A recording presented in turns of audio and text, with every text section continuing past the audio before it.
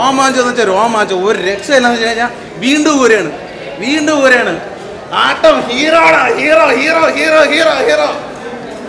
പോയി കാണാ, ആട്ടം തൂക്കി വിശ്വം നമ്പർ 1.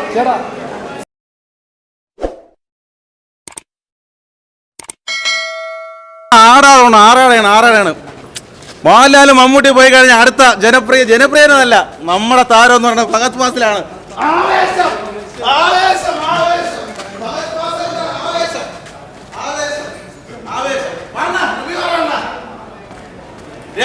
ഹീറോ ഒരു രക്ഷയില്ല കേട്ടാ. അണ്ണ ആറാടെന്ന് വെച്ച് കഴിഞ്ഞാൽ ആറാടാൻ പാടം ഒരു രക്ഷയില്ല. ഹീറോ സമ്മി ഹീറോ അല്ല, രംഗണ ഹീറോ. എടാ മോനെ, രംഗണ ഹീറോടാ, ഹീറോ. പടം കാണാ, പൊളി.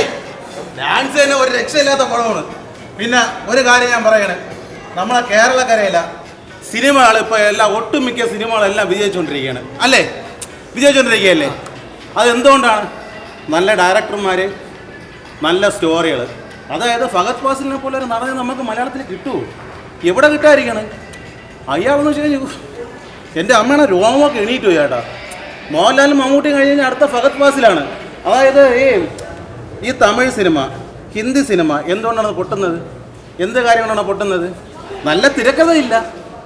അതാണ്. ഇപ്പം മലയാളത്തിലെ എല്ലാ പടങ്ങളും ഇപ്പം ഹിറ്റ് അടിച്ചുകൊണ്ടിരിക്കുകയാണ്. വമ്പ ഹിറ്റാണ്. രംഗണ ഹീറോടാ, ഹീറോ. പോയി കാണടാ. ആട്ടം തൂക്കി വിഷു തൂക്കിയിരിക്കുകയാണ്. ആട്ടം തൂക്കിയിരിക്കുകയാണ്. ഇനിയിപ്പോൾ നമ്മൾ ആറാട്ടാണെന്ന് പ്രസംഗാണെന്നെ പോലെയൊന്നുമല്ല. നാടെന്ന് വെച്ച് കഴിഞ്ഞാൽ കഴിവുള്ളതെന്ന് വെച്ച് കഴിഞ്ഞാൽ നമ്മളെ രംഗാണതാണ്. ഷമ്മി എന്ന് പറയാൻ ഒരു രക്ഷയില്ല അളിയാ. അങ്ങനെ ആറാടെയാണ്. കാര്യം വെച്ച് കഴിഞ്ഞാൽ വേറെ ഒന്നുമല്ല പറയാനുള്ളത്. എന്താണെന്ന് വെച്ച് കഴിഞ്ഞാലേ, അയാൾ യാതൊരു റോളും ചെയ്യും കേട്ടോ. ഫഹദ് ഫാസിലെ യാതൊരു റോളും ചെയ്യും. പക്ഷേ അയാൾ ആർക്കും അങ്ങനെ ഇൻ്റർവ്യൂ കൊടുക്കാറില്ല.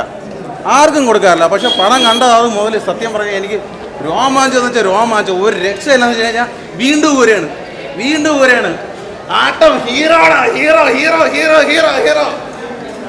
പോയി കാണാ, ആട്ടം തൂക്കി വിശ്വം നമ്പർ 1.